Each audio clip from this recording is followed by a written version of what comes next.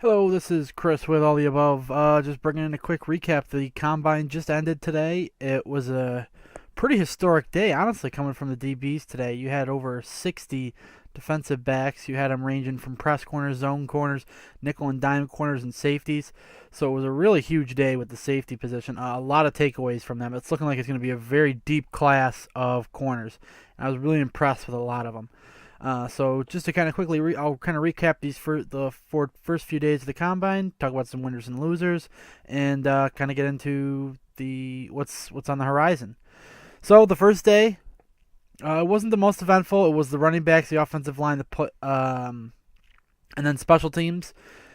I mean, I was very impressed with the running backs. I thought Sony Michel and Nick Chubb looked phenomenal. I thought Saquon Barkley is now starting to put himself with his performance is really starting to put himself in the talks of the number one overall pick. I was very impressed with the running back class.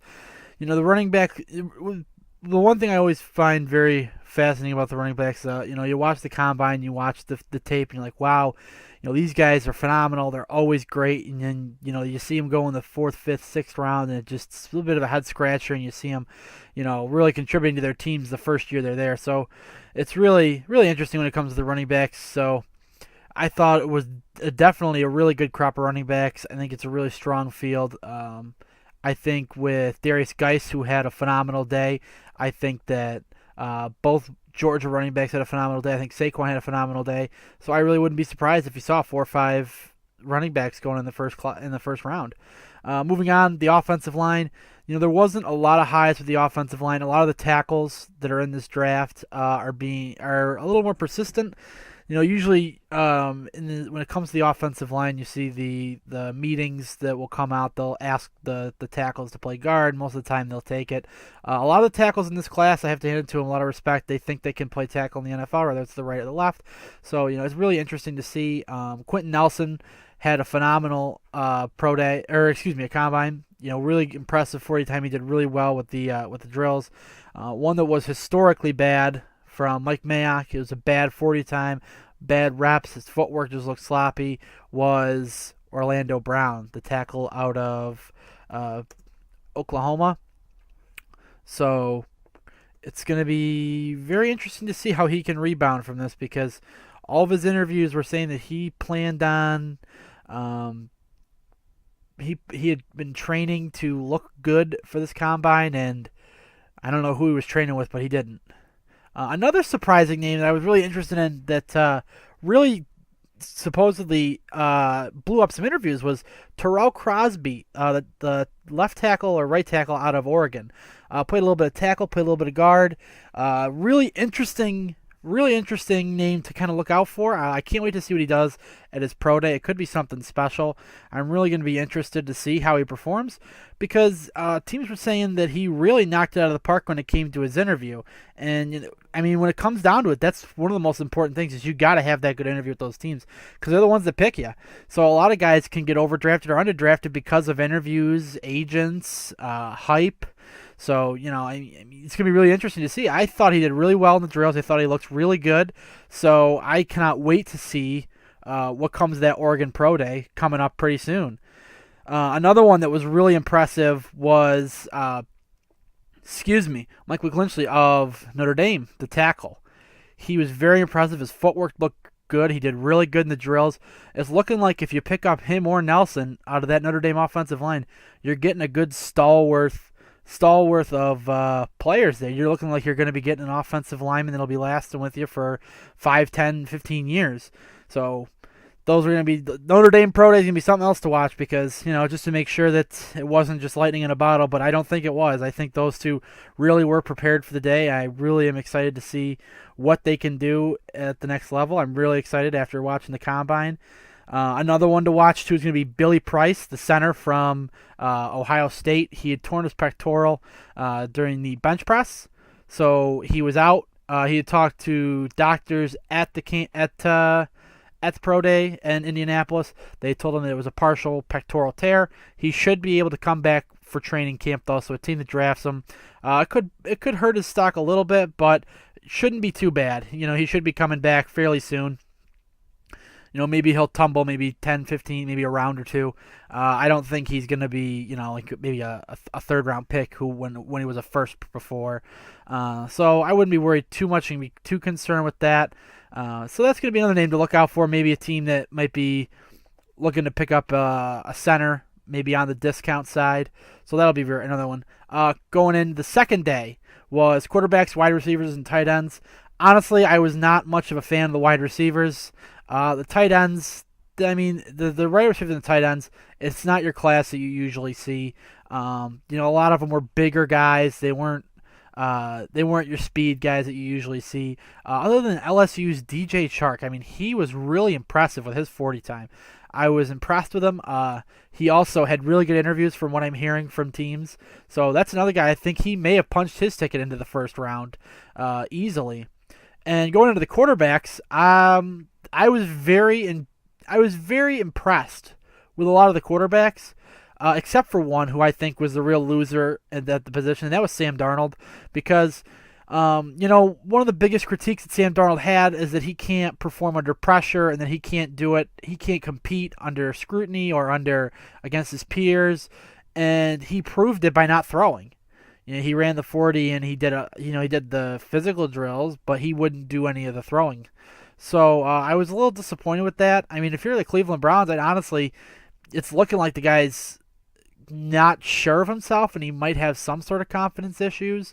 I mean, if you're Cleveland, you gotta remember this. This is something really important because now he's only thrown at his pro day, and he's going to be studying every single aspect of every play, and everything's going to be done on that pro day.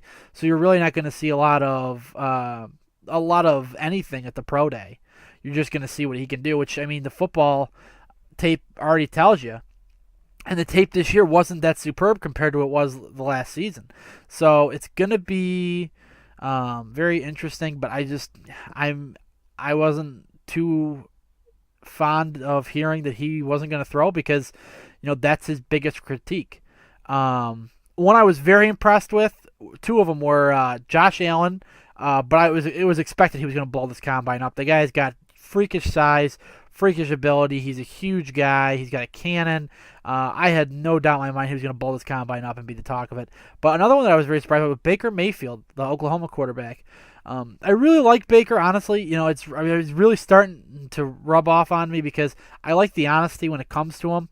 He was doing a lot of interviews, and he did an interview with NFL, and they said, "What's your biggest concern?" And usually the players will be humble, or they'll say something that's very abstract. They won't say exactly the biggest concern that they have, the one that everybody talks about. And he was honest. He's like, "Nope, my maturity." He had done it with Steve Mariucci. He drew up a couple plays from Mooch during the little quick game changer esque segment they had with him. I was really impressed with that too. He memorized all of it. I thought it was really great. That's kind of the downside of having John Gruden as a coach of the Raiders this year is you don't get that Gruden's QB camp to see how all these guys can perform. But to me, Baker Mayfield, he's making his way up there. I wouldn't be surprised if he's a top 5 pick. I hope he's not. I hope he's a top 6 pick. I hope the New York Jets take him. He's my favorite right now. He's just, teams love playing with him, and players hate playing against him because he's just that kind of thorn. And Daniel Jeremiah summed it up best. He'd love to play for him, and because he's a great leader and he's a good guy, and he rallies the team, and he would love to play against him because he'd love to knock the crap out of him. So that's going to be really interesting. I really am just a big fan of Baker Mayfield right now. I thought he did really well at the combine. I thought he performed really well. The interviews supposedly went very well. They went incredibly well. So he's going to be a name to also watch in that top few picks. Sunday was the D linemen and the linebackers. The D linemen looked great. There's unfortunate news. Maurice Hurst, one of the players that I was really looking forward to seeing. He actually was diagnosed with a heart condition. He was sent back home, so he's going to be getting some treatment or some sort of diagnosis for what's going on with his heart. I wish him the best of luck. Great kid, great athlete, phenomenal football player. Really stand-up person, so I really hope that it doesn't affect him too much and that he can get this figured out. The linebackers, the biggest story, the linebackers, the speed, the absolute speed that these linebackers had. I was astounded how well these linebackers performed in the 40. Just Shaquem Griffin was the biggest story of the combine, obviously. He ran a 4.3840 and he did 20 bench press reps. Shaquem Griffin is the brother of Shaquille Griffin, the corner from same school, UCF. Also was drafted last year with the Seattle Seahawks. But the thing with Shaquem that a lot of teams are concerned with is that he was born with a birth defect, so he only has one hand. But I mean, he was able to put for his bench press. He put on a prosthetic, almost like a bar clamp that you put at the end of the plates. He put a clamp on, did 20 reps at 225, which was astounding. I was incredibly surprised. I was motivated. I mean, I saw that and I just wanted to start going to the gym and pumping because that was crazy. And then he goes out and he blows up that 40 time. Phenomenal. I mean, he really impressed, I think. A lot of people think he's going to be going in the late rounds. Personally, I think that, teams will fall in love with that speed, and I think he could bump his way into that first round. I really think he could bump his way into that tail end of the first round because he's a special player. I think he's a really special player. A physical athlete. You don't see he doesn't play with a prosthetic. You don't see in the tape a lot of the time that the lack of the hand really hinder his performance. So I really think that he could make it as a first round pick. So that's going to be another name to watch. But the other two names that I was really, really surprised with was Reggie Carter and Davin Bellamy. Both of them had really good performances at the combine. They both had really good 40 times. Raquan Smith had a phenomenal 40 time.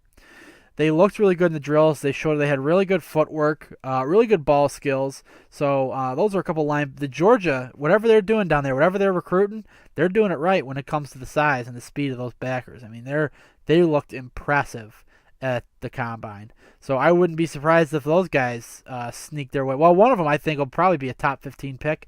I wouldn't be surprised if both of them sneak their way into the first round easy. And then going on to the last day, which was Monday, the defensive backs. I was incredibly impressed. By far the most loaded position in this draft. You saw phenomenal corners. I mean, Josh Jackson, Minkah Fitzpatrick were looking really good in their times. Their 40s were looking really good. They looked really solid. This corner class and this safety class, Derwin James, it's looking like this could be one of the most loaded cornered / defensive back classes in a very, very long time. So I would, if you're a team looking for a corner, I would pay attention because it's looking like you got a few of them coming pretty soon, coming this fall. I was very surprised with Anthony Everett from Alabama. I was very surprised with Dante Jackson was one of my favorites. I was very surprised with him. He had a 4.32 40 time. The guy has that ball skill. He's very similar to Josh Jackson in the sense of he sniffs the ball out. I mean, he's a magnet for the ball. He picks that thing up. He runs with it. It is crazy to see how good. I mean, you don't really get a class of press corners, and that's what the NFL. A lot of NFL teams run with press corners, and you don't really get a lot of them. Not many shake loose in free agency, and not many are in drafts, and they're not in this much. They're usually gone. And this is the kind of class where there's going to be a lot of press corners for a lot of teams to get. So if you're in need of some corners or some defensive backs, this is going to be your year to get them because this is looking like a very impressive year. Just the overall depth at the position. You had 60 players in the combine registered as defensive backs, over 60 players. It was easily the biggest position they had. I was very impressed with a lot of them. So I'm going to be having some prospect rankings and some articles coming out pretty soon to discuss all of it. we're getting close to free agency. But one quick little tidbit I will add at the end is it looks like from the meetings and some sources that Kirk Cousins will most likely be a Minnesota Viking. There were talks that it's going to be roughly a 3-year deal, 90 million, fully guaranteed, and he wants 3 years because after Rodgers and Carr and a few of the other ones sign their or after they re-sign and they get their big extensions, he's going to want to go back into free agency and sign another big extension. So I mean that's really all I've got for today. I'm going to be coming soon with the week talking about free agency. That's going to be coming up next week. Pro days are going to be coming up. A lot of prospect rankings, big boards. So this is my favorite time of the year, so I like to cover as much of it as possible. So I really do enjoy doing this. So if you do have any teams you want to know about or any players you want to know about, feel free to let me know. I can do prospect rankings. I can do boards for teams, who interviewed who's going to be at pro days, what certain teams will be at pro days, which is going to be another interesting thing because that's going to be another indicator for the New York Jets is because the general manager Mike Maccagnan has two choices. He can either be in his office to start a free agency, or he can be in Oklahoma watching Baker Mayfield on his pro day. And whichever one he's at, you can tell which one he's going to care more about. If he's in Oklahoma, Baker Mayfield's going to be a Jet. If he's in his office, Baker Mayfield might not be a Jet. You'll have to see what he does in free agency.